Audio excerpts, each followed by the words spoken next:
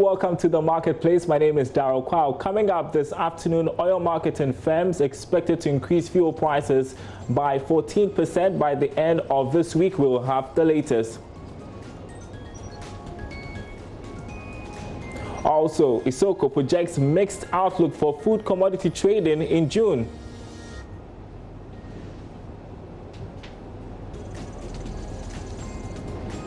Plus, $9 million injected into Ghana's tourism sector to revive the industry hit by the COVID-19 pandemic.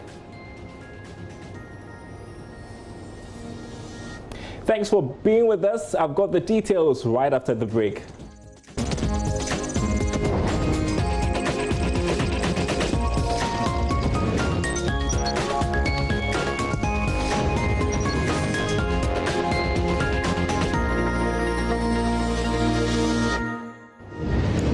Welcome back to the marketplace. Prices of petroleum products would go up by as much as 14% per litre by the close of this week. That's according to the chief executive of the Association of Oil Marketing Companies, Aboagye-Wiafe. The move is in line with a bi-weekly review in the prices at the pumps. Now, Mr. Wiafe tells Joy Business the current market conditions will make it difficult not to adjust prices. When the regulator says do it, 1st June, you have to do it. Because if you don't do it, you know, this boss thing, 3 pesos to 6 pesos, and you do it like 10 June. In the regulator's books, you are supposed to start for 1st June. It means you have to pay the difference. You understand? Because this one is accessible for consumers to pay. So you have to comply so that you will not be in default. So why haven't I seen price per litre go up at the service stations if this margin has been applied? Basically, are you sure that? Because I've seen some stations who have done that. Maybe the big players haven't done that. Well, I'm sure they will go to the press very soon. Because it's not only the boss margin which has gone up. Oh, that's what the regulator communicated. Because what else has gone up? You know, as part of the parameters, we've got the SREF. The SREF for the BTC has gone up significantly. In fact, it's hovering between 35 and 40%, you know, for PMS and for petrol and diesel, from between the last window and this window. So we need to factor that one in as well. So if you put it all together, I mean, because there's a deregulation, people are pricing anyhow. The minimum percentage increase will be like 14%. 14% per litre. Per litre. That is huge. Yeah.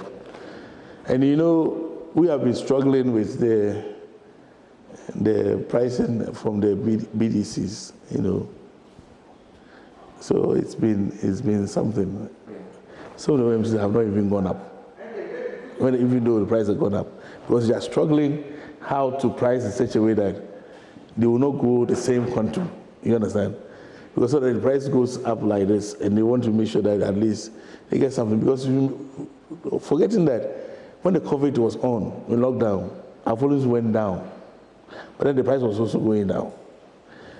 Now, the price is turning around. So as we are coming up, we need to show up our working capital. But the question is, where do you get the working capital? The one you sold last time when the price were low, it was so low that you didn't have enough. And the volumes are already gone down. Now, anytime there's a price increase, volume automatically goes down for a short period, short run. So it's trying to price now with the high prices versus volume. So that's the OMC is in that dilemma. That's why you're not seeing the price going up. But within the window, they will respond. This week it will happen. They'll respond.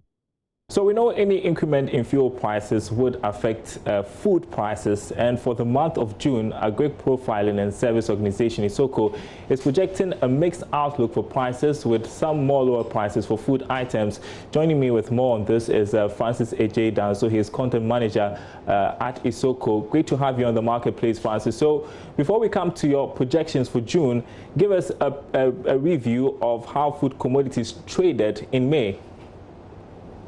Thank you, and good afternoon to your viewers.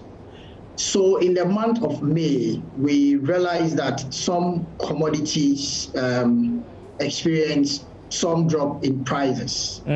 and that it was within the range of about 0.5%, and we had others also gaining about 12% within the month. So it was a mix of the two, looking at those that gained. But you realize that those that experienced losses, the losses were not quite significant as the ones that made gains within the month of May. Okay, and so you are projecting a mixed outlook with some more lower prices for June. How do you explain that? So gradually we are approaching the harvest season for a lot of the commodities that are traded on the local markets. And so once we do that, traders will want to prepare by moving out the old stock and then preparing for the new ones that will be coming. And so that is how come we are predicting that there is going to be a mixed, we are going to have prices trading mixed in the month of June. And the ones that experience some drop in prices in the month of May, we are expecting that they will then experience some significant reduction in prices in the month of June as well. Okay.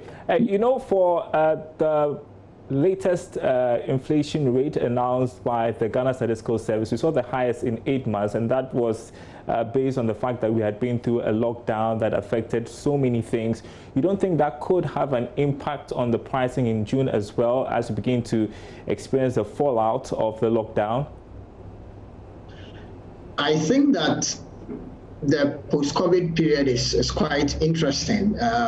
You realize that now a lot of the measures and restrictions have been eased, and so people are trying to pick and go about their normal business. And so for trading activities, we expect that it wouldn't have a lot of influence on pricing because of the way the situation has been for some time now. We've been in this eased mood in terms of trading activities for over a month. And so we expect that the normal things that happen around the month of June will continue. We are not expecting any serious changes in the circumstances that affect the price.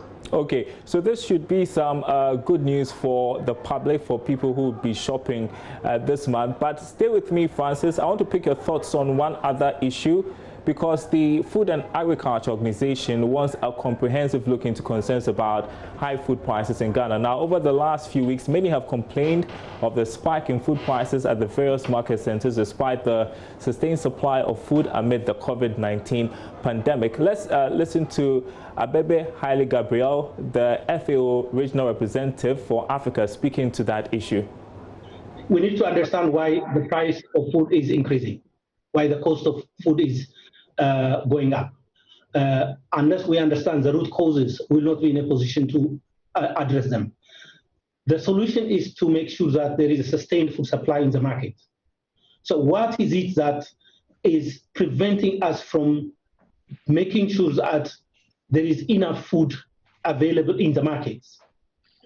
Is it logistic-related problems, transport-related problems? Is it trade-related problems? Is it production-related problems?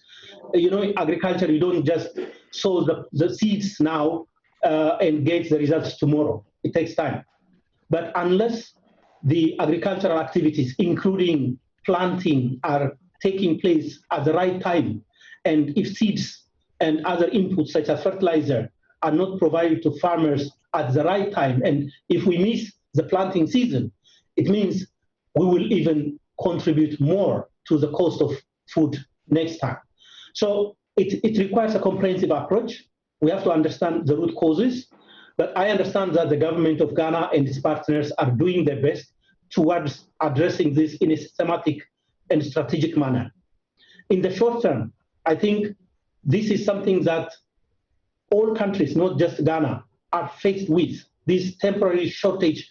Some of it is really caused artificially. There has been some price gouging, as you know. People panicked initially, wanted to buy almost everything, whether they need it or not. They were afraid, you know, that, but then when over time, when they realize that this is not the case, I think things are going to get better. So FAO has been working with the government in the context of the UN country team in Ghana, as well as other partners such as the World Bank, the Africa Development Bank, IFAD, and so on, to support those things, production, trade, also supporting. The FAO's Aboagye-Wiafe was speaking to us earlier this week. Francis, what do you think? I mean, he seems to suggest that, there's sustained food supply, so there's no reason why food prices should go up, drawing our attention to the fact that there are other things that are triggering price hikes. Yes, I agree with him on some of the comments that he made. But we should also bear in mind that, as he alluded to, food prices, we don't price commodities in a vacuum. And so things that affect trade will also affect pricing. And so there is a logistics bit, there is a storage bit, and then there is the interest, or how much a trader will also want to get a bit of the whole mix to be able to price a commodity. But during the COVID period, we realized that initially there was panic as to what to expect. And so people went in buying things that they did not need, which means that ordinarily supply for a certain period is being consumed within a very short time. Right. We were also out of the harvesting season, so we were relying on stock that we already had. There was this logistic bit of it, because when the lockdown came for some parts of the country, movements were restricted, which affected businesses as well. And then there is the storage bit. Now you realize that markets are being decentralized because of social distancing. And so ordinarily, where people could store their goods, they are being changed. And so they will have to find new ways of storing. All these are going to be added cost to the trader, and they will in turn pass it on to the consumer. So yes, prices are rising because of some of these things, but I think that it presents us with a situation where we need to also look at the underlying causes. How are our commodities traded, and how do we store them? All this in a bit to make sure that we do not face a situation that we are facing now in the near future. Thank you so much for your perspective this afternoon. Francis Ejedanso is content manager with Isoko, speaking to us. We are grateful for your time this afternoon. Now, let's move to tourism, because $9 million has been injected into the tourism industry to boost growth following the harsh impact of COVID-19. Tourism Minister Barbara Otinjesi has indicated the money will be accessed by industry players hardly hit by the pandemic. The facility is being paid by the World Bank under the Ghana Tourism Development Project. She announced this at the COVID-19 presser today. Of December, registered 100% occupancy. Arts and craft dealers at our arts center also reported a doubling of their sales in 2019 compared to the year 2018, as well as our car rental services, which registered increased patronage. However, the gains have been eroded by the coronavirus pandemic. In view of the devastating effects of the COVID-19 on the sector, government has introduced interventions to ameliorate the impact on businesses, and the tourism and hospitality sector is also going to benefit from these interventions. For instance, the stimulus package of 600 million Ghana cedis through the NBSSI to stimulate economic activity of businesses in the SME sector, as well as the 3 billion facility for larger businesses, will also benefit the operators in the tourism and hospitality sector. Also, the ministry, under the Ghana Tourism Development Project, which is a World Bank funded project, an amount of $9 million has been earmarked for interventions to boost the tourism industry. And this will be disbursed $4 million to support tourism sites and destinations development, and $5 million for tourism enterprise support for SMEs within the tourism value chain. His Excellency the President has also constituted an interministerial committee to assess the impact of COVID-19 on the tourism and hospitality sector specifically, and propose a stimulus package to alleviate the impact of the pandemic and protect jobs and ensure the industry recovers post-COVID-19. The tourism minister, however, insists drinking bars and nightclubs will remain closed. In order to further support the recovery of the tourism and hospitality sector, the President, in his address the last Sunday, eased certain restrictions on the operations of the sector, and we hereby provide the guidelines in that respect for compliance by all operators.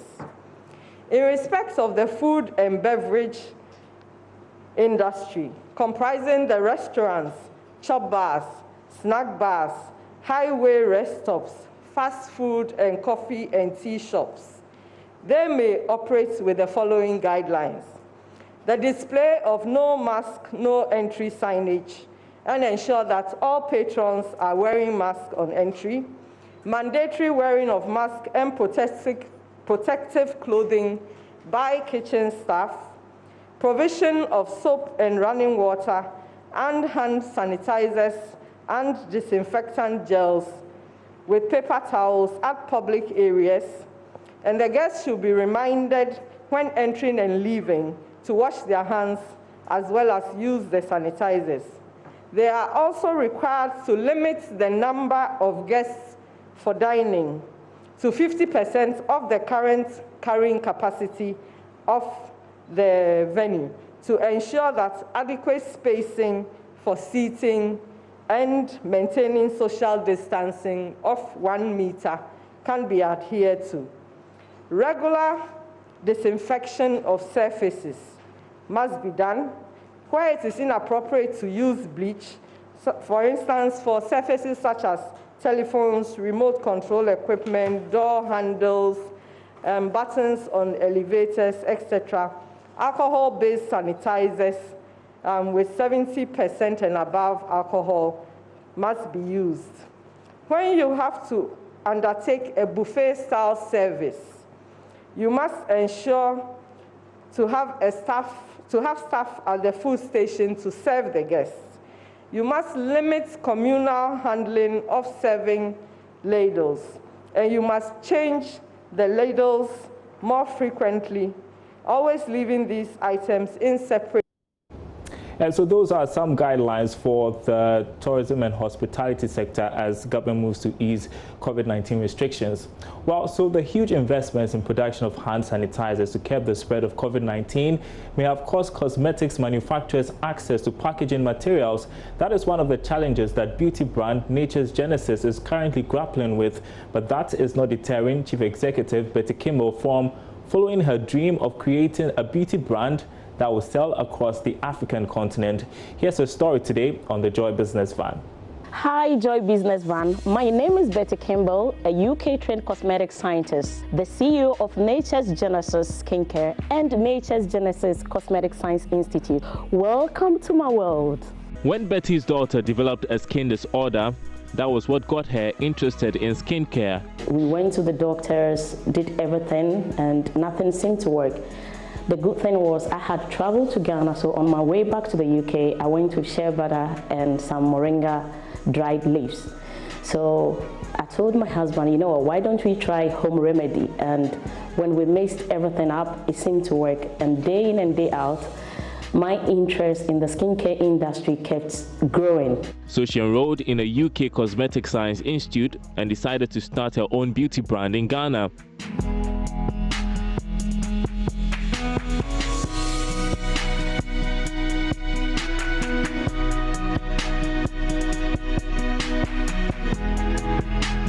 Have you got the weight correct? Yes, it is. Great. Everything is done correctly.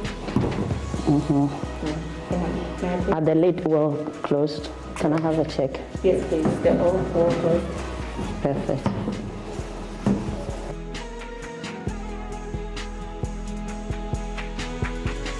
We try as much as we can to source a lot of the raw materials here in Ghana, like the shea butter, cocoa butter. However, we import some like the grapeseed and the argan oil. Once we have all, we try to bring them together. It goes into phases before we go into production, packaging, and then we take it into the market. Nature's Genesis' use of natural ingredients for skin and hair care products set it apart. The products were doing well on the market. Then, the COVID-19 pandemic set in. Not only did sales go down because of lockdown restrictions, but production was affected because of limited access to raw materials and packaging products. We've been in the queue since March, asking for the same packaging, but it's no more in the system, and we can't get them and we can't make production because from what we were told, there was the need for hand sanitizers, so many people rushed in there, picked those bottles and had to use it. So now no bottles, no production, and business is slowing.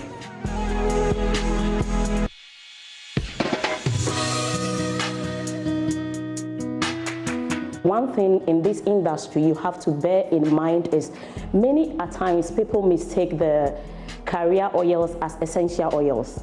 Carrier oils are totally different. Betty has also had to make adjustments at her Cosmetic Science Institute, which has trained many individuals interested in the beauty industry. I have trained over 80 people aside the ones that I run when I've been poached to do training for big organization, but as an institution, we've trained a lot, like roughly 80 people, and they all come out with their own skincare brand and making them entrepreneurs.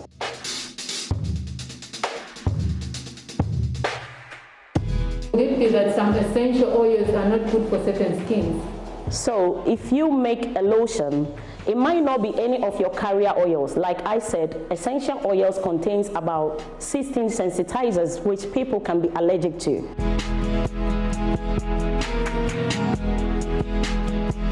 So before the COVID, I could run a class like, if we have a 2-day class, it could be like 20. But if we're having a serious intensive ones like these ones, which sometimes can be 3 months, we could run 14. But since the COVID-19, as you can see, we can do just maximum of 4 so that we can have enough space. And so this class size has actually decreased. Despite the setback, Betty says social media has been very helpful in marketing her products. Meantime, she is adjusting to the changes COVID-19 has brought, but even that will not kill her dream. I want to own a Cosmetic Science Institute where we run just like the universities do academic year and train much people, impart knowledge in the cosmetic industry to them. And in terms of my skincare, I know many people want to go far, far, far to the European countries, but I say Africa is big. I want to enter into the African market, anywhere Africa. Betty Kimball, CEO of Nature's Genesis, keeping her dream alive despite the COVID-19 pandemic. And that's it for The Marketplace. My name is Darryl Kwao.